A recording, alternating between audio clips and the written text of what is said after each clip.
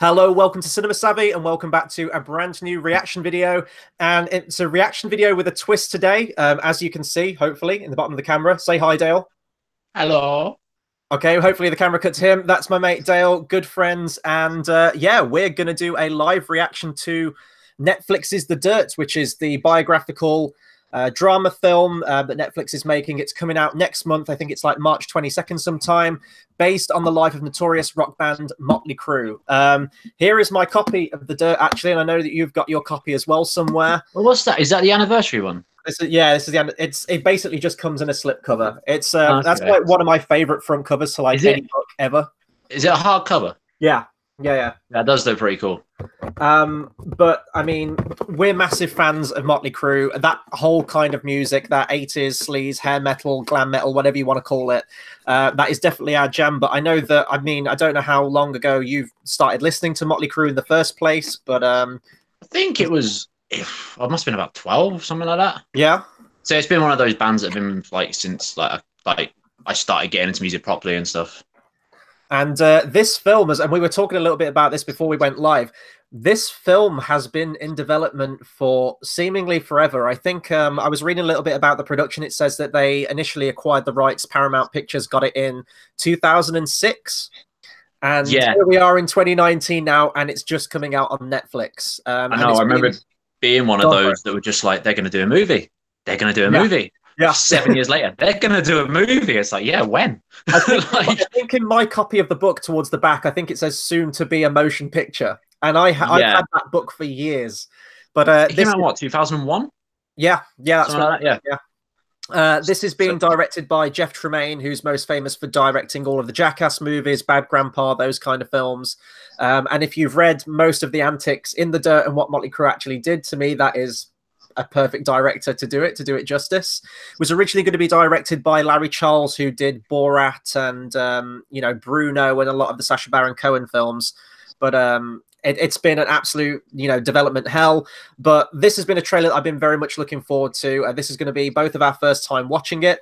Now, because we're doing a live one, you won't actually see the trailer at the bottom of the screen. However, Dale, you're watching it off your mobile, so you'll have a little bit of the audio there, so people watching at home know exactly which part of the trailer it is. I'll give everyone a countdown. We're watching this off Netflix's page on YouTube. It's a 2-minute 44 trailer, and yeah, I'm hyped. So should we get to the trailer when you're ready, dude? Yep. Awesome. Right, I'll count down from 3. We both click on 1. Okay, 3, 2, 1.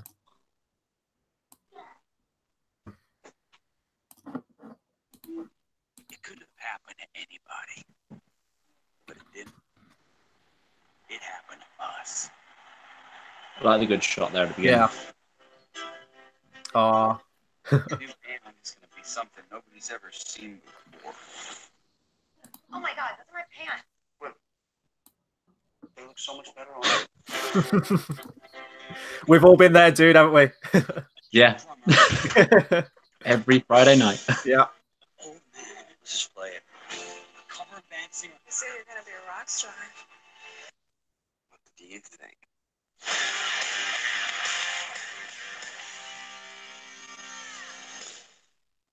Holy shit. If we want to knock people on their asses, then we got to give them a show. I'm talking like a stadium show at the clubs. The fans are dying for some anarchy. So let's give it to them. This looks very Rock of Ages. Yeah. Which I like, but like the lighting and everything for it. It also looks very Bohemian Rhapsody like. Yeah. With, yeah. Oh, hello. Bon Jovi, Skid Row, Kiss. But I have never been through what Mötley Crüe put me through. I am sick and tired of not having any fun. Everything's upside down and flip-flopping. Mötley Crüe no strangers to controversy. Neil was charged with vehicular manslaughter. Tommy Lee and Heather Locklear have separated. It's a degenerative bone disease. Nikki Sixx has overdosed. I know it's like. I want to know how long this movie's going to be, actually. Yeah. If they're going to, like, cram everything in. I wonder if they'll go further than the book, though, because obviously they've done more since the book. Yeah. I kind of hope they do. They just showed a shot there of the upside down drum kit. Yeah. Did he do that in the past then, during the 80s? Yeah, in when they did the girls tour, there's the show in Tacoma, which is like you can watch on YouTube and stuff. They've got it like the whole live show and stuff, which they film properly, and so you can see the whole spinning drum kit over the crowd. Right. So that was a big thing.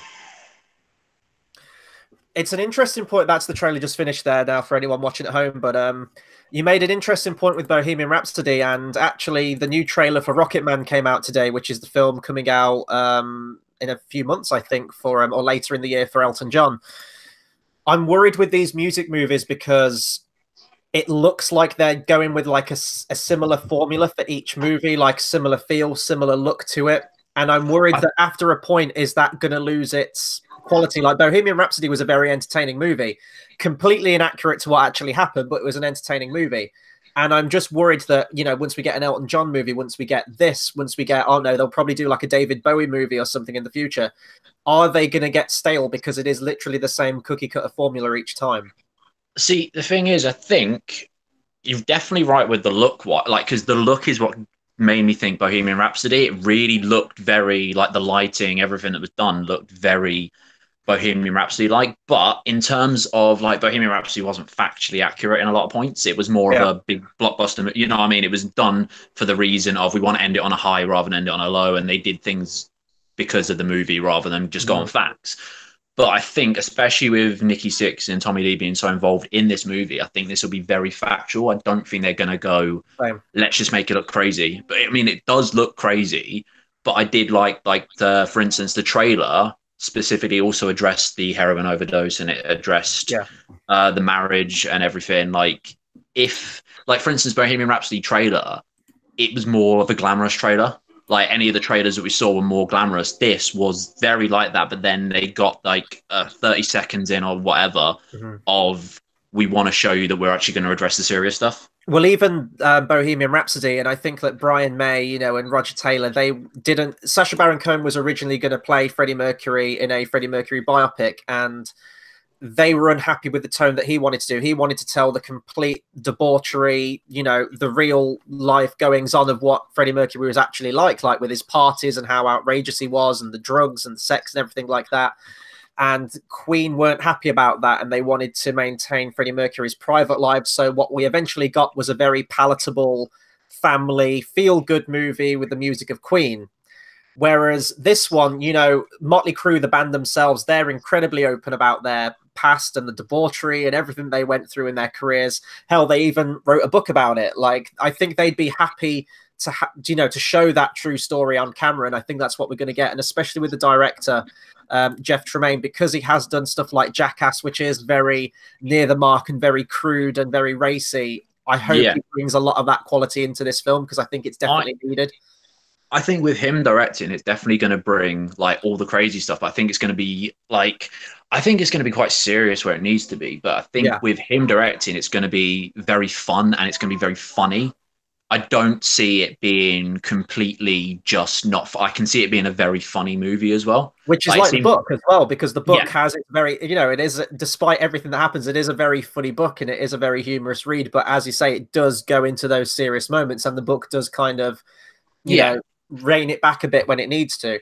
Because the thing about the whole story is a whole, if you take away the fact of who they are and what they did, it's technically four guys growing up and actually learning to grow up, like, you know what I mean, with the temptations here and there, but obviously they're millionaires and they're in this background. So they're growing up like anyone else, but within this area, you know what I mean, within this atmosphere. So I think with, as I say, especially with him directing, it's going to really show what it's like to be like these kids that are just growing up, but within the limelight at the same time. What do you think to the cast? I mean, I know we've only seen a 2-minute trailer here and we get like short snippets, and the trailer did move at a very big pace. Do you like the look of the actors who they've picked to play the respective roles, or do you feel like you haven't seen enough of it yet? I do, but it's, when I was looking at it, I do, and any of these stills I'd seen as well, I do like the look of them, but I think the look is the hardest one for me to judge, because obviously they're like one of my favorite bands and I'm that close to knowing exactly what they look like. it's a hard thing for me to look at and go, they look just like them, because obviously I see them and go, that don't look like them. Like, it's, you know what I mean? So, like, for instance, like Bohemian Rhapsody again, for example, anyone who's a huge Queen fan will probably look at a lot of them and go, it doesn't really look like Brian May, or it doesn't really look like, you know, but for the record, I think Brian May did actually look Yeah, the most no, he like. did. It was like they got the But machine and went back in time and got the yeah, no, and the way Yeah. everything about him was. But I just mean, like, you know, for example, as I say, like a huge Queen fan would pick out little bits and go, I don't think he looks quite right because of that. So I think the look thing is the hardest thing for me to judge because of that. But in terms of stage presence, everything, like the guy that plays Mick, instantly, like that shot we saw of him pulling the face and stuff, it was instantly, that's perfect. You could, like, I instantly just looked and think you couldn't pick a better person there. Like, you know what I mean? So with their stage presence and the way they act, they look like really amazing. It's going to be very interesting to see how this film plays out, especially, I mean, I mentioned this during the reaction, how long the film is going to be, because I know we're comparing to Bohemian Rhapsody a lot, but it is, you know, it's been nominated for Best Picture and it is a musical biopic movie. It just makes sense to compare it to that. But that film is pretty much mostly centered around Freddie Mercury, and you have the other members of Queen just kind of there as supporting characters. With Mötley Crüe and how the book's written, it is written from, it's, if anyone's read the Game of Thrones books, it's written in a very similar way, how you get a chapter pertaining to an individual member of that band as it kind of goes through. So essentially 4 members of this band are the focal point, and maybe, you know, maybe they are going to show more attention to, say, Nikki Sixx and you know, Vince Neil perhaps in the movie. But you've got to spread that running time across 4 different people and tell their own individual stories as well as the story of them together. And it seems like a hell of a lot. I mean, with a book, they're probably going to cut some stuff out. I would imagine they'd have to in terms of an adaptation. The book is however many hours long to read, and a movie you've got like 2 hours at minimum. You could probably stretch to 2.5. I do think that might also be one reason it was delayed like year after year after year, because when you think about it, it's a hard task to do, because going from making a book into a movie is, like, from the beginning already a hard task of what do we keep in, what don't we keep in, and trying to actually, you know, it's like when they did Harry Potter, obviously J.K. Rowling was looking over them constantly because she wanted them to, like, that needs to be put in rather than the director deciding himself. She wanted the input of saying, no, but that's more important than you think, and stuff like that. So when you're doing a book, it is quite hard, and you know what I mean? You need the people really close to it. Like, so like Nikki Sixx, Tommy Lee being so involved, they obviously can pick out bits and go, actually, let's put that in rather than that. But it's a ridiculously hard thing to do, and especially as you say, since it's from 4 viewpoints rather than just, if this is one story, we can take out the thing about his nan. Like, you know what I mean? It's like, Yeah. as one story you could, but now there's 4 stories of people. You go, actually, that's more relevant to him, or you know what I mean? So it's a very hard thing to do. Yeah, we're going to get the main things, like, especially towards the end of the trailer, you see the Vince Neil car crash, you see the heroin overdose, you see the spine problems that Mick Mars has as well. So they're gonna hit the main things. I was looking at the cast as well. Ozzy Osbourne's in there, which is one of my favorite moments of the book. There's all the stuff with Ozzy, so that'll be pretty cool to see. But yeah, I expect the band have had some creative control. I know that originally when the Borat director was going to be involved with it and Paramount were turning it into a film they didn't want to be, you know, Nikki Sixx was very vocal. I think he even did a statement about how this isn't the right crew that we want to make our film, essentially. So I expect he would have some attachment to it. Yeah, that's the really good thing about knowing that they both, him and Tommy Lee, both had a lot of input, because, like, I know, like, from what you've seen with Nikki Sixx's book and everything, he especially is very, like, I was going to say, like, a perfection, you know what I mean? Like a perfectionist in some way of just, this needs to be perfect. We're not just going to go for just some little, oh, that was okay, that was average, I'll get it 8 out of 10. They wouldn't have given it the go ahead and the whole we're done unless they were 100%, you know, 110% happy with it. So it will be that's why I do have a lot of faith in it, because I know, as I say, from everything they've done, that they will be very, this is what we want, this is what we'll get, and if we don't get that, we're not releasing it. Yeah. So I do have faith that it would be very, very good. And I mean, we haven't got all that long to wait for it. It's not like it's going to be a theatrical release. I will say, though, I'm very glad that this movie has been made, and hopefully it's really good, because it's a genre of music that I know has a lot of fans, and obviously they still sell out. Well, not anymore because they did their final tour, but when they did, you know, they still sell out stadiums and everything like that. but it's nice to finally get to see a genre of music that I don't think is in the limelight all that much or all that talked about finally get into the mainstream, and especially because it's going to be on Netflix. Maybe they'll get some new fans. You're going to have the existing fans. So I think it's kind of cool that it's happening, and I think that Netflix...